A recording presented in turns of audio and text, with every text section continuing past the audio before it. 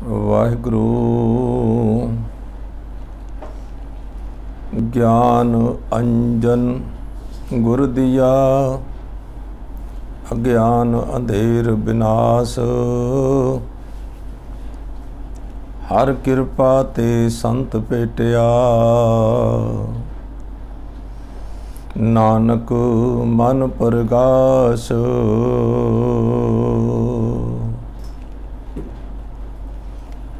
आसा श्री कबीर जीओ,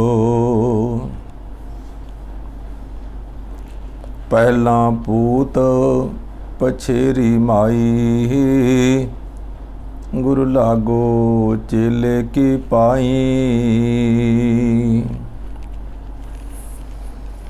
एक अचंभो सुनो तुम भाई, देखत सिंह चरावत गाई रहाओ। जल की मछली तरवर ब्याई, देखत कुतरा ले गई बिलाई। तले रे बैसा ऊपर सूला, तिसका पेड़ लगे फल फूला। घोरै चर भैंस चरावन जाई, बाहर बैल गोन छटका कर आई। घोरै चर भैंस चरावन जाई, बाहर बैल गोन कर आई। कहत कबीर जो इस पद बुझै, राम रमत तिस सब किछ सूझै। कहत कबीर जो इस पद बुझै, राम रमत तिस सब किछ सूझै। वाहिगुरु जी का खालसा, वाहिगुरु जी की फतेह। गुरु रूप साध संगत जीओ, एक शब्द दी विचार राग आसा विच भगत कबीर जी दी है। कबीर जी राग आसा विच सानू ये सिक्ख्या दे रहे हन, पहला पूत पछेरी माई। पहला भाव पहला पूत, पूत मतलब उस परमात्मा दा पुत्र। पहला पूत ये परमात्मा दा पुत्र पैदा होया संसार ते संसार ते पैदा होके इस ने एक मन नू पैदा किया माई। माया भी माया दे आसरा जिहड़ा लिया इसने। ये जीव आत्मा तां पवित्र आत्मा दी परमात्मा दी अंश है। जीव आत्मा जिहड़ा है ये परमात्मा दी अंश सी, पर इस तो गलती की हुई है, इस उत्ते माया दा प्रभाव पै गया है। पहला पूत पहला पुत्र सी, उस परमात्मा दा ये पवित्र सी, साफ बिल्कुल स्वच्छ सी, कोई इनू लाग नहीं सी। पर माई दा असर, माया दा असर हो गया इसनू। इस माया दे असर दे कारण गुरु लागो चेले की पाई।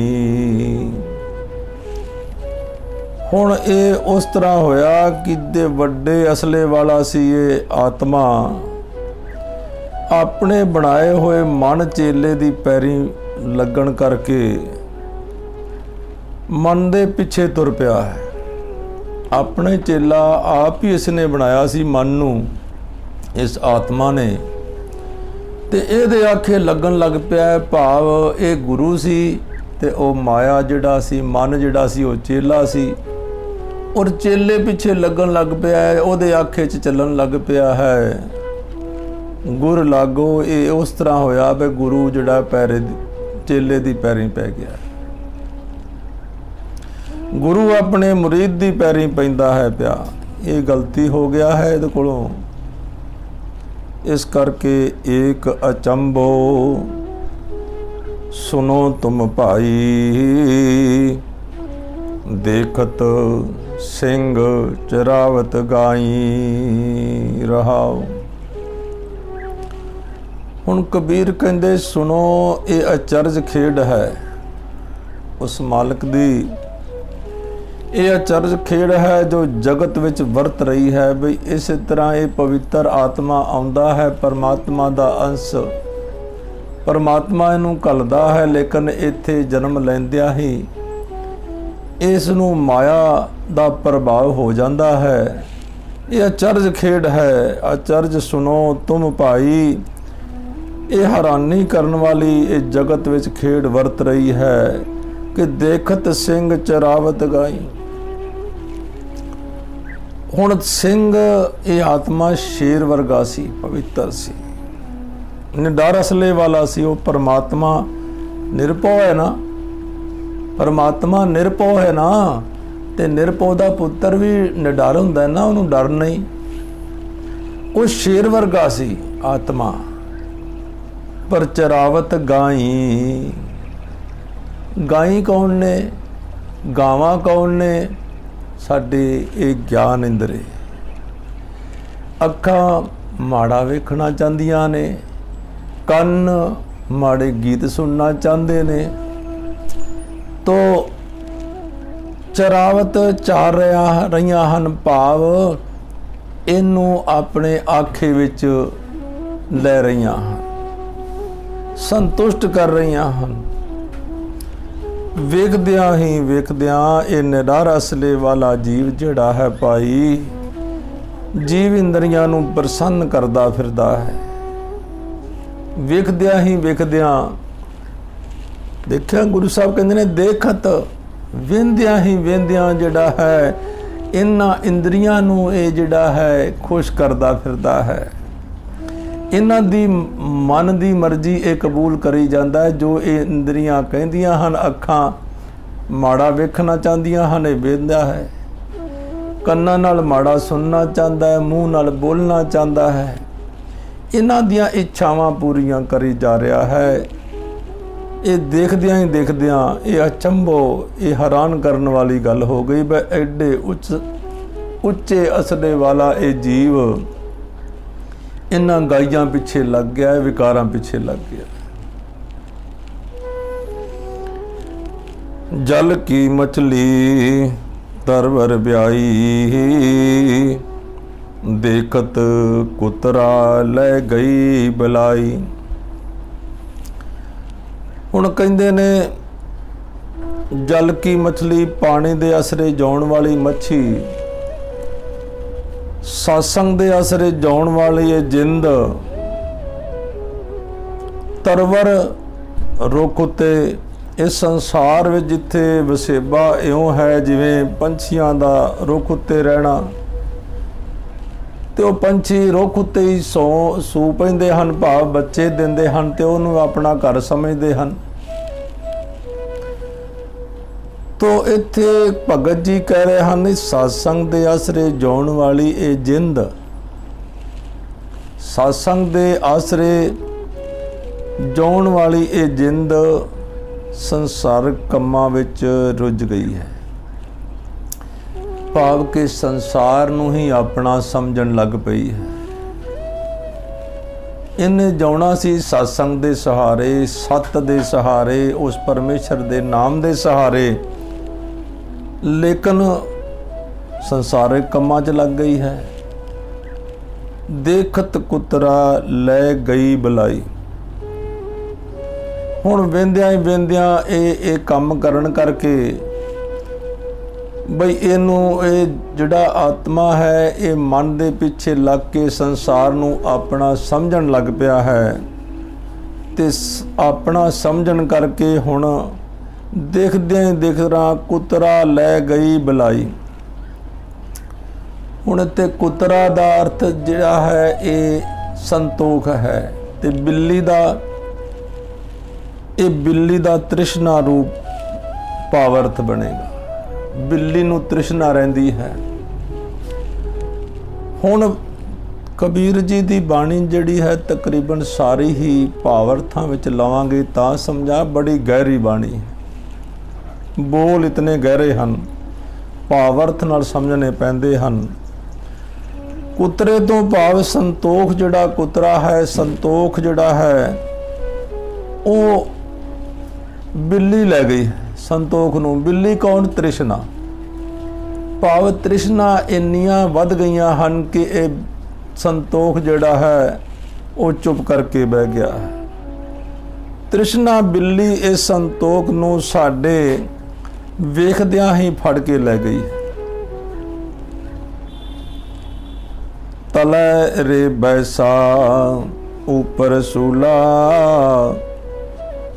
तिसकै पेड़ लगे फल फूला। तलै रे हेठले पासे, बैसा मतलब जिहड़ियां शाखां टाणियां रुख दियां हुंदियां हन। ये राजपुरे अंबाले दी साइड ते ये बोली है, बोली जाती है। तले बैसा टाणियां भाव अपने पैरां दे हेठ कर लईयां हन। संसारक पसारे नू आसरा बना लिया है। भाव पर इसने संसारक पसारे नू आसरा बना लिया है। हे भाई, ये जीव ने इस आत्मा ने, इस जिंद ने संसारक पसारे नू इन्हें अपना आसरा बना लिया है, ते असली मूल नू भाव प्रभु नू। हुण रुख दा मूल ते टाणियां ਉਹਦੀ ਗੱਲ कर रहे हैं। मूल एक पेड़ दे थल्ले एक मेन जड़ हुंदी है, मूल सीधी जाती है थल्ले। सूला सूल वांगू त्रिखी हुंदी है थल्ले, उन्हों उस सूल जड़ बोलिया करते सन। सो तले रे पैसा ऊपर सूला, इस दे पुठे कम ने इन्हें थल्ले टाणियां कर दित्तियां हन, ते पेड़ की जिहड़ी जड़ है सूल ये ऊपर कर दिती है। भाव कि इस जीव ने संसारक पसारे नू अपना बना लिया है, ते असली मूल प्रभु नू अपने अंदरों बाहर कर दिता है। तिसकै पेड़ लगे फल फूला। हुण हुंदा की ये पुठे कम करन करके हुण इहो जिहा जीव रुख ते पेड़ नू फल फुल भी इहो जिहा ही वासना दे ही लग रहे हैं। तो जिहो जिहा बंदा कम करता है फिर फल हो जा भोगना पैंदा है। घोड़े चर भैंस चरावण जाई, बाहर बैल गोन कर आई। हुण जीवात्मा दे कमजोर पैण करके ये वासना भैंस मन रूपी घोड़े उत्ते सवार होके वासना भाव इच्छावां, ये वासना रूपी भैंस जिहड़ी है घोड़े ते चढ़ के, मन रूपी घोड़े ते चढ़ के घोड़ा चर, इस मन रूपी घोड़े ते चढ़ के वासना रूपी भैंस जिहड़ी है इस नू विषय भोगन लई भजाई फिरदी है। मन नू विषय भोगन वास्ते, अपनियां इच्छा पूर्तियां करन वास्ते इस मन नू भजाई फिरदी है। बाहर बैल गौन कर आई। बैल केड़ा? बलद जिहड़ा धीरज ਧੀਰਜ ਵਾਲਾ ਸੁਭਾਅ ਜਿਹੜਾ ਹੈ बैल, ਹੁਣ ਹਾਲਤ ਇਹ ਬਣ ਗਈ ਹੈ कि धीरज रूप बलद जड़ा है बाहर निकल गया। वो धीरज रूप बलद जड़ा है, धीरज भाव नहीं रह गई। धीरज कहता हुण मन मर्जी करो तुसी, फिर मैं बैठा। वो धीरज उस शरीर विच नहीं रहा ते तृष्णा दी छट जीव उत्ते आ पई है। हुण तृष्णा जिहड़ी है वो तृष्णा दा भार उस ते आ पिया है। कबीर जी कहते हैं, कहत कबीर जो इस पद बुझै राम रमत तिस सब किछ सूझै। कबीर जी कहते ने जो मनुख इस वापरन वाली हालत नूं समझ लैंदा है, जिहड़ी ये हालत जीव ते वापरदी है, इच्छा तृष्णा ये जड़ी हौसले वाली ये जड़ी हालत है, इस नूं समझदा है, जो इस नूं इस पद नूं इस पहेली नूं जिहड़ा समझ लैंदा है, राम रमत तिस सब कुछ सूझै। परमात्मा दा सिमरन करदियां, परमात्मा दे गुणां नूं चेते करदियां, फिर उस मनुख नूं जीवन दा सही रस्ता मिल जांदा है, उहनूं समझ आ जांदी है ते ओ इस तृष्णा जाल विच नहीं फसदा, क्योंकि उसने गुरु तो गुण धारण कर ले, गुरु तो सिक्ख्या ले लई।